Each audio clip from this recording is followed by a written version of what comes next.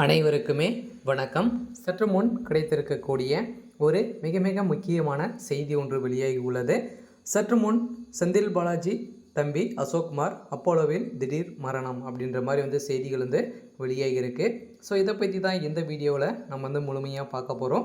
So அதுக்கு முன்னாடி நம்ம சேனலுக்கு இப்போ தான் நீங்கள் முதல் முறையாக வந்திருக்கீங்க அப்படின்னா ஸோ மறக்காமல் நம்மளுடைய சேனலை சப்ஸ்கிரைப் பண்ணி சப்போர்ட் பண்ணுங்கள்.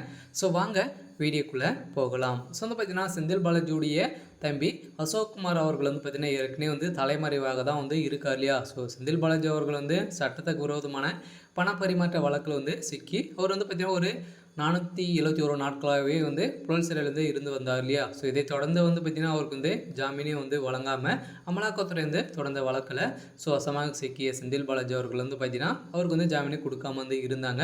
ஸோ இதன் அடிப்படையில் தான் அவருக்கு பார்த்தீங்கன்னா நிபந்தனை அடிப்படையில் ஸோ ஜாமீன் வழங்கி அவர் அமைச்சராகவும் இப்போ பணியாற்றிட்டு ஸோ இருக்கார் இல்லையா. ஸோ இதை தொடர்ந்து பார்த்தீங்கன்னா செந்தில் பாலாஜியுடைய தம்பி அசோக்குமார் அவர்கள் ஏற்கனவே பார்த்தீங்கன்னா ஸோ தலைமறைவாக இருந்து வந்திருந்த நிலையெல்லாம் இப்போ திமுகவுடைய செயலால் பார்த்தீங்கன்னா ஸோ திடீர் தம்பி அசோக்குமார் அவர்கள் பார்த்தீங்கன்னா அதிரடியாக அப்போலோ மருத்துவமனையில் சிகிச்சை பெற்று வந்திருந்த நிலையில் சிகிச்சை பலனின்றி திடீர் மரணம் அடைந்ததாக ஒரு பரபரப்பான செய்தி வெளியாக இருந்துச்சு. செந்தில் பாலாஜியுடைய தம்பி அசோக்குமார் அவர்களுக்கு ஸோ என்ன ஆயிடுச்சு அப்படின்னு பார்த்தீங்கன்னா அவருக்கு ஏற்கனவே உடல்நிலை சரியில்லாமல் தான் இருந்திருந்த நிலையில் இப்போ திடீர்னு பார்த்தீங்கன்னா அவருக்கு ஸோ நெஞ்சு வலி ஏற்பட்டு அவர் அப்போலோ மருத்துவமனையிலேருந்து சிகிச்சை பெற்று வந்திருந்த நிலையில் இப்போ அது சிகிச்சை பலனின்றி ஸோ உயிரிழந்ததாக இந்த இரவிலே பார்த்தீங்கன்னா ஒரு பரபரப்பான செய்தி வெளியாகி வந்திருந்த நிலையில் இப்போ காலையில் பார்த்தீங்கன்னா ஸோ மரணம் அடைந்ததாக செய்திகள் வெளியாக இருக்குது. ஸோ இதன் அடிப்படையில் தான் பார்த்தீங்கன்னா திமுக சேர்ந்த ஸோ நிர்வாகிகளும் அமைச்சர்கள் அனைவரையுமே பார்த்தீங்கன்னா அவர் பார்வையிட்டு மாலை அணிவித்து வந்திருக்கும் நிலையில் செந்தில் பாலாஜியுடைய வீட்டில் பார்த்தீங்கன்னா அதிரடியாக ஒரு மரணம் நடந்திருக்கு.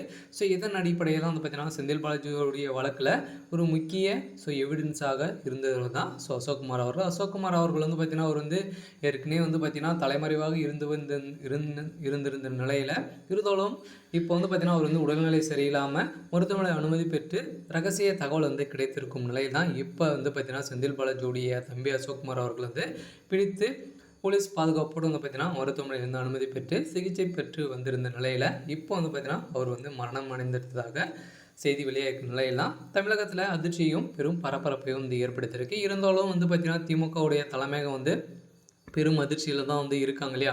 செந்தில் பாலாஜியுடைய தம்பி அசோக்குமார் அவர்கள் சிக்கியிருந்தார் அப்படின்னா ஸோ திமுகவுடைய தலைமையகம் ஸோ ஒட்டுமொத்தமாக கலையக்கூடிய ஸோ அளவிற்கு தான் இப்போ பார்த்தீங்கன்னா ஸோ நடந்திருக்கும். இருந்தாலும் ஏதோ ஒரு காரணத்துக்காக பார்த்தீங்கன்னா செந்தில் பாலாஜியுடைய தம்பி இப்போ மரணம் அடைந்ததாக செய்தி வெளியாக இருக்குது. இருந்தாலும் என்ன நடக்க போகுது அப்படின்றத ஸோ வெயிட் பண்ணி பார்க்கலாம். இது மாதிரி செய்திகளை தெரிஞ்சுக்கணும் அப்படின்னா ஸோ மறக்காமல் நம்மளுடைய சேனலை சப்ஸ்கிரைப் பண்ணிக்கோங்க. தேங்க்யூ.